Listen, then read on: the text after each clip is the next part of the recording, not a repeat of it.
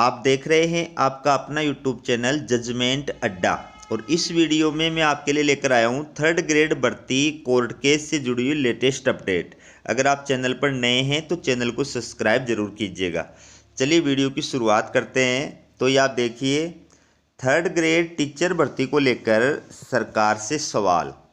High court ने पूछा, विवादित प्रश्नों को किस आधार पर सही माना, याचिकाकर्ताओं को लेकर क्या रोड मैप है।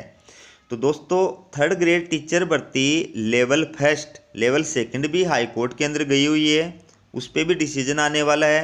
और लेवल जो फर्स्ट है वो भी हाई कोर्ट के अंदर चल रही है और उस पर लास्ट जो फाइनल सुनवाई है वो कंप्लीट हो चुकी है और अब हाई कोर्ट का जो है उस पर जल्दी ही डिसीजन आने वाला है। और सबसे बड़ी बात क्या है कि इस भर्ती के अंदर जो सफल उत्तीर्ण अभ्यर्थी हैं उनको कर्मचारी चयन बोर्ड के द्वारा ज्वाइनिंग प्रदान कर दी गई है, उनका ज्वाइनिंग का कार्य हो चुका है। लेकिन अब जो अभ्यर्थी हैं वो 22 क्वेश्चनों को लेकर के, आंसर की के 22 क्वेश्चनों को लेकर के हाई कोर्ट चले गए थे। तो उन क्वेश्चनों के ऊपर हाई कोर्ट ने कर्मचारी चयन बोर्ड से पूछा कि भाई आपने किस आधार पर इन क्वेश्चनों को सही माना है।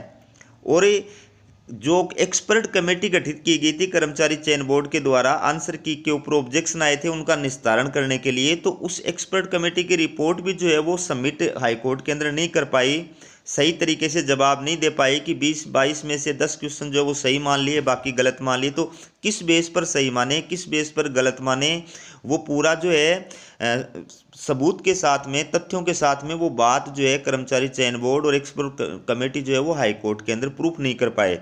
तो इस वजह से हाई कोर्ट ने ये कहा है कि अगर कल को मान लीजिए अभ्यर्थियों के याचिकाकर्ताओं के फेवर में डिसीजन आ गया तो फिर आप इनको ज्वाइनिंग के लिए क्या रोड मैप तैयार कर रहे हैं, इनको ज्वाइनिंग कैसे देंगे, उसके लिए क्या आपका मतलब रोड मैप है, उसके बारे में बताइए। तो पूरी न्यूज़ जो है वो आप देख सकते हैं। तृतीय श्रेणी अध्यापक भर्ती लेवल फर्स्ट परीक्षा में विवादित प्रश्नों को लेकर हाई कोर्ट में गुरुवार से फाइनल सुनवाई शुरू हो गई है। सुनवाई के दौरान कोर्ट ने मामले में मौखिक टिप्पणी करते हुए कहा कि जब कर्मचारी चयन बोर्ड ने विवादित प्रश्नों को सही मानने का आधार ही पेश नहीं किया तो फिर बहस क्यों की जा रही है। मतलब जिन क्वेश्चनों के ऊपर ऑब्जेक्शन किया था अभ्यर्थियों ने, ठीक है, ऑनलाइन, तो उन क्वेश्चनों को किस आधार पर सही माना, किस आधार पर गलत माना, उसका जो बेस है वो जो है पेश नहीं किया जा सका कर्मचारी चयन बोर्ड के द्वारा कोर्ट के अंदर, ठीक है। तो उसको लेकर के कोर्ट ने टिप्पणी की। कोर्ट ने मामले में सरकार से भी पूछा कि अगर याचिकाकर्ताओं के पक्ष में फैसला आता है तो इनको नियुक्ति देने का सरकार के पास में क्या रोड मैप है। दरअसल इस भर्ती परीक्षा में सरकार नियुक्तियां दे चुकी है, ऐसे में याचिकाकर्ताओं की आपत्तियों को स्वीकार कर लिया जाता है तो नियुक्ति पा चुके कई अभ्यर्थियों पर तलवार लटक सकती है। उस स्थिति में कोर्ट ने सरकार से जवाब मांगा है। तो जो अभ्यर्थी नियुक्ति पा चुके हैं, कई दिनों तक जो है कार्य कर चुके हैं, उन अभ्यर्थियों को अब हटाना जो है पॉसिबल नहीं है, क्योंकि जैसे आप उनको हटाओगे, पहली बात तो हटा नहीं सकते, दूसरी बात अगर हटाओगे तो फिर वो कोर्ट के अंदर जाएंगे, ठीक है, तो उनके साथ भी अन्याय होगा। लेकिन ये जो याचिका करता है अगर इनके फेवर में कोर्ट फैसला देता है तो फिर इनको भी ज्वाइनिंग देनी पड़ेगी। तो फिर उसके लिए क्या प्रोसेस है, क्या वेटिंग लिस्ट आएगी, क्या सीट बढ़ाई जाएंगी, क्या उसके लिए सरकार क्या रोड मैप तैयार कर रही है, उस बारे में कोर्ट ने जो है पूछा है। देखिए, 22 विवादित प्रश्नों से जुड़ा है मामला। तृतीय श्रेणी अध्यापक भर्ती लेवल फर्स्ट मामले में 22 प्रश्नों को लेकर सैकड़ों याचिकाएं हाईकोर्ट में लगी हुई हैं। निधि चौधरी और अन्य याचिकाकर्ताओं का कहना है कि कर्मचारी चयन बोर्ड ने इन प्रश्नों के जो उत्तर सही माने हैं उनका कोई ठोस आधार नहीं है। हमारे उत्तर सही होते हुए भी उनको गलत मान लिया गया है, ठीक है, जिससे हम सिलेक्शन से वंचित हो गए हैं।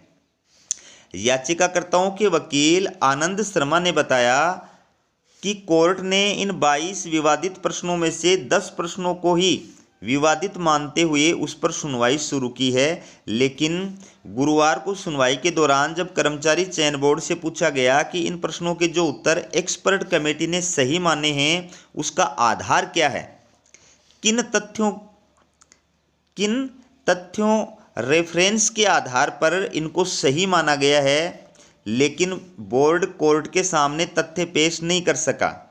इस पर कोर्ट ने नाराजगी भी जताई। कोर्ट ने कर्मचारी चयन बोर्ड को निर्देश दिए हैं कि अगली तारीख तक बोर्ड प्रश्नों को सही मानने का आधार कोर्ट के सामने पेश करे। तो 22 में से 10 क्वेश्चनों को कर्मचारी चयन बोर्ड ने एक्सपर्ट कमेटी ने सही माना था, लेकिन जब कोर्ट ने ये पूछा कि आपने 22 में से 10 क्वेश्चनों को किस बेस पर सही माना है, उसका आधार पेश किया जाए, ठीक है, उसका रेफरेंस और तथ्य प्रस्तुत किए जाएं, तो कर्मचारी चयन बोर्ड और एक्सपर्ट कमेटी जो है वो तथ्य कोर्ट के सामने पेश नहीं कर सकी। उस वजह से कोर्ट ने नाराज होकर के कहा कि आप किस बेस पर जो है 10 क्वेश्चनों को सही मान रहे हैं और बाकी क्वेश्चनों को गलत मान रहे हैं। करीब 21,000 पदों पर हो चुकी है नियुक्ति। कर्मचारी चयन बोर्ड ने 16 दिसंबर 2022 को इस भर्ती को लेकर विज्ञप्ति जारी की थी। इसे लेकर 25 फरवरी 2023 को लिखित परीक्षा आयोजित हुई थी, जिसका परिणाम 26 मई 2023 को चयन बोर्ड ने जारी किया था। भर्ती परीक्षा को लेकर करीब 3 लाख अभ्यर्थियों ने परीक्षा दी थी। परिणाम के बाद चयन बोर्ड ने सफल अभ्यर्थियों को नियुक्ति पत्र भी जारी कर दिए हैं। तो इसमें जो सफल अभ्यर्थी थे उनकी ज्वाइनिंग हो चुकी है, लेकिन ये जो याचिकाकर्ता हैं, कई सारे अभ्यर्थियों ने हाईकोर्ट के अंदर कई सारी याचिकाएं डाल रखी हैं। तो अब इनका क्या होगा? क्या वेटिंग लिस्ट आएगी या फिर इनके लिए अलग से सीट बढ़ाई जाएंगी? क्या प्रोसेस होगा उसके बारे में अगली सुनवाई के अंदर पता चलेगा, जब कर्मचारी चयन बोर्ड जो है वो आधार पेश करेगा, जिस आधार पर जो है और वो 10 क्वेश्चन सही माने गए हैं। अगर वो आधार सही रहता है तो बात अलग है, अगर वो आधार गलत पाया जाता है या कर्मचारी चयन बोर्ड वो तथ्य पेश नहीं कर पाती है, तो उस सिचुएशन में हाई कोर्ट जो है वो रिजल्ट रिवाइज करने का आर्डर भी जो है वो दे सकता है। उस सिचुएशन में जो ज्वाइनिंग कर चुके अभ्यर्थी हैं उनके सामने भी संकट खड़ा हो सकता है। तो आगे क्या होगा वो जानने के लिए आप देखते रहिए हमारा यूट्यूब चैनल जजमेंट अड्डा। हमारा वीडियो देखने के लिए आप सभी अभ्यर्थियों का बहुत बहुत धन्यवाद।